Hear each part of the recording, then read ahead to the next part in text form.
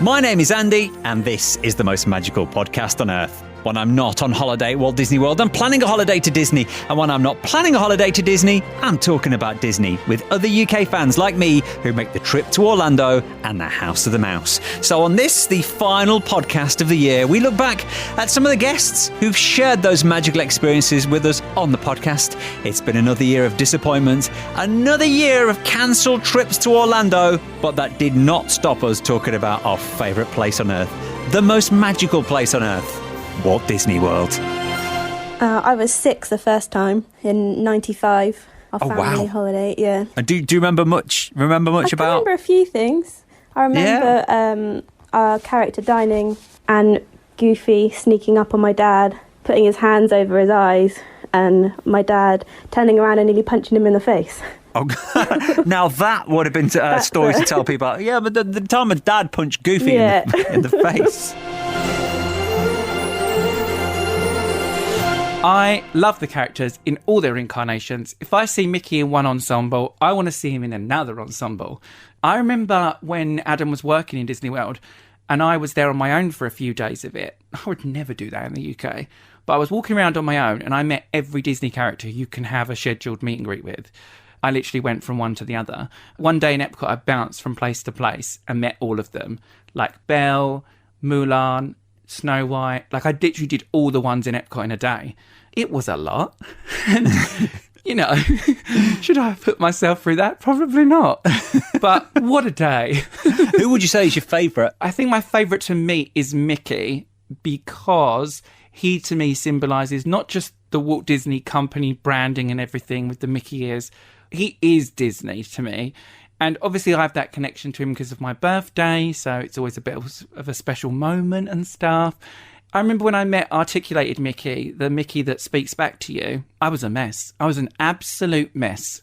I'd never expected it to be as good as it was, and he did a magic trick with me. Adam's sitting there with the vlog camera on me, and he's like, what was it like talking to Mickey? Well, it just sparked me again. It was unworldly. That's the only way I can describe it. It was like all my dreams come true. And because I didn't go to the parks as a child, and I am a bit of a sort of child at heart, to meet him and for him to interact with me was just, it was something else. And I'll never forget it. Like the time I met Snow White in Epcot for the first time. Our friend Patrick was with us. They were just stood in the line. The people behind us worked me into a frenzy. I was crying before I even met her. They were what were they saying? They were just like, you're going to meet Snow White. She's there. She's right there. And I know part of it, they were talking to their kid. But I was earwigging in and I was just absorbing all the good vibes. And I was just I had tears in my eyes when I was meeting her. And then she said to me, oh, make a wish in the well and everything like that. And I was like, oh, this is too much for me, girl. I'm literally just going to fall to the floor. The 2020 time, we actually got the 2 weeks worth of food, but only actually stayed for just over a week. So they didn't cancel our credits, they left them there. The amount of chocolate and things we came back with. Yeah. So did you just literally get all the Goofy sweets? All the Goofy sweets. We absolutely stacked up because the meals qualify as 3 snack credits. That's right, yeah. Which is general. So we couldn't have used it all. We had too much. I think our best meet and greets have been with Gaston. Your best. We're one apiece at the moment. My worst and my best.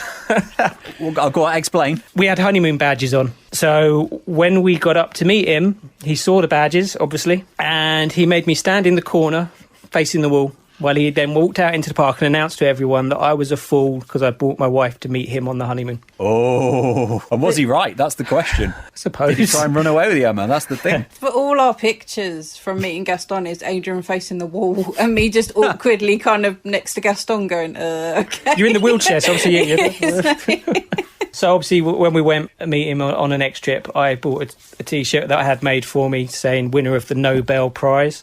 Ooh. And yeah, he didn't like that. No. So we're one apiece because we didn't get... Yeah. We tried to meet him on our last third trip, but could never seem to time it right. So we're still one apiece at the moment. This is so sad. I love the First Time in Forever Frozen sing-along. Oh.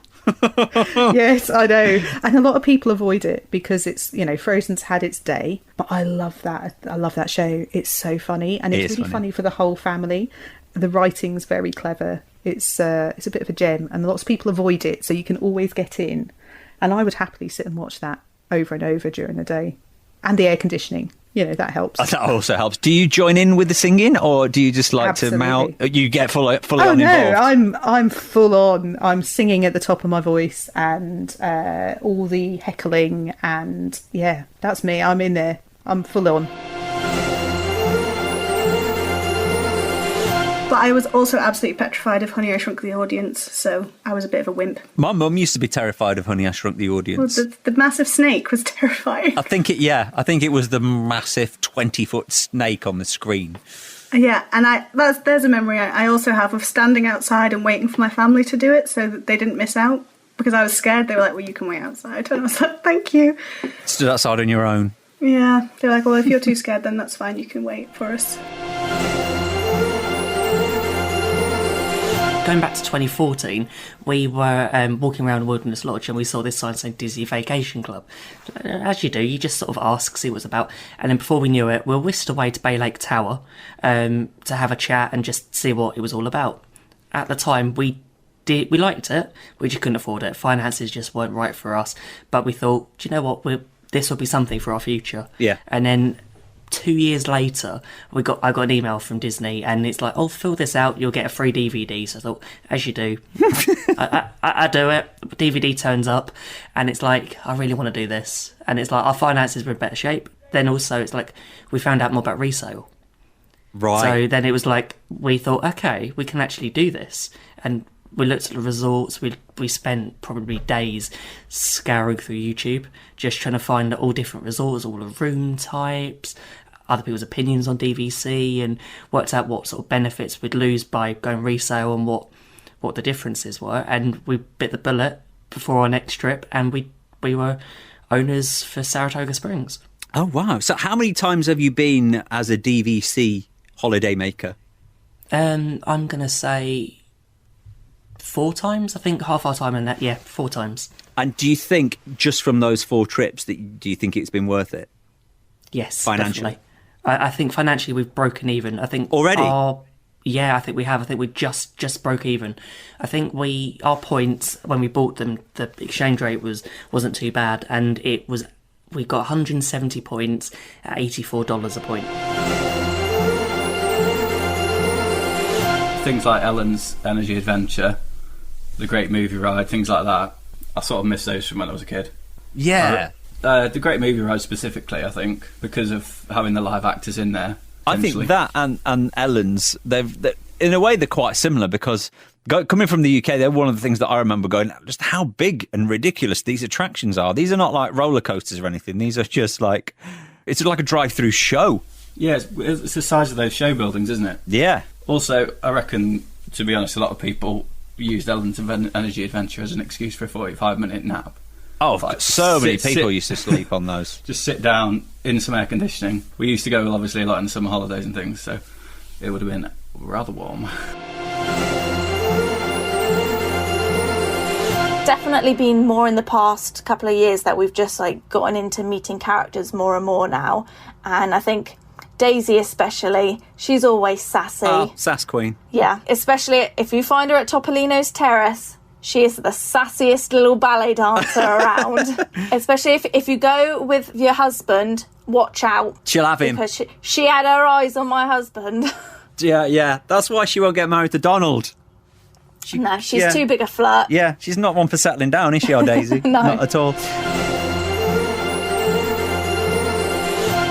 She said to the left, there was 4 characters. So we had Mickey, Donald, Daisy and Goofy in full safari kit. Oh. Just completely out of the blue appeared, and then they did a private photo shoot with us. With all of them? Yeah, all of them. Which is kind of quite rare. But it was just amazing. And then, we were sort of standing there and we had tears in our eyes. It was just completely out of the blue. And it was just one of those little magical experiences that the cast members do for you. Yeah. When my dad got picked to go up for the Beauty and the Beast show, so they said they wanted someone really hairy to play the Beast, and then my dad's got a mustache, so they saw him and they were like, you. and picked him, and he just had to go up. And my he's a little bit awkward. Right. And he got picked to go up. And then I've never seen a man turn so northern in his life. She said, Belle said to him, you know, we're going to have to dance now. And he was like, you've picked the wrong one here, love.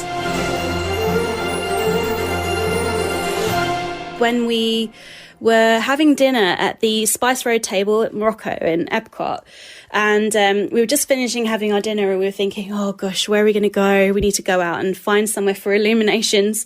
And the staff in that restaurant said, oh, we quite like you guys. You've been nice. Come with us. And they opened a door and they let us out the back onto this jetty on the water, which was at the side of the restaurant. And we got like a private balcony to watch illuminations from. What? It was just incredible. Next time you go, I'm coming with you. Yeah, I know. You're the person I want to hang around with you. we were obviously hit by the lucky stick for that trip because, yeah, loads of things like that happened. But that was really special just because, you know, to have no one standing in front of you. Yeah. it's really, really special. People ask me why I've been as many times as I have. I just love the way it's constantly evolving. You're never going to have the same holiday twice. There's always something new and exciting to pull you back in. And personally, it's always just been a huge bonding experience for me and my family because we all enjoy it so much. It's left us with some really lovely memories of being there together. When you say people ask you why you've been as many times as you have, how many times have you actually been? I was trying to count it up and I kind of lost count. That many? I think it's around 19, 20 times. I suppose when you get to 19, 20, you do kind of lose count then. You tend to give up a little, yeah. Don't do the big rides. I do not do anything more thrilling than probably Pirates of the Caribbean. And even soaring. with that, I have to brace myself for the drop. So, what about soaring? Because soaring's a high ride. Yeah, soaring, I was all right the first time. The second time, I had a funny 5 minutes and decided I didn't want to do it. Yeah. And they actually let me off just before. But I was kicking myself because I can do it. I've done it before. So hopefully I'll do it next time. So you won't have done Flight of Passage yet then? Not yet, no. Tempted to next time you go? Possibly. I think I may have to slim down a bit before that because as someone who is more Baymax than Baywatch, I think need to cut back on the Disney snacks for a while. A big thank you to all the guests who came on the podcast this year to share their memories of their magical times. We will be back to talk about Walt Disney World with brand new podcasts in the new year. And hopefully, I know I said this last year, I'm saying it again, hopefully next year, 2022, will be the year that those cancelled trips finally get back on and we can get back to our favourite place. We can get back home to Walt Disney World. Until then, have a great Christmas. Best wishes for the new year. And now, please stand clear of the doors.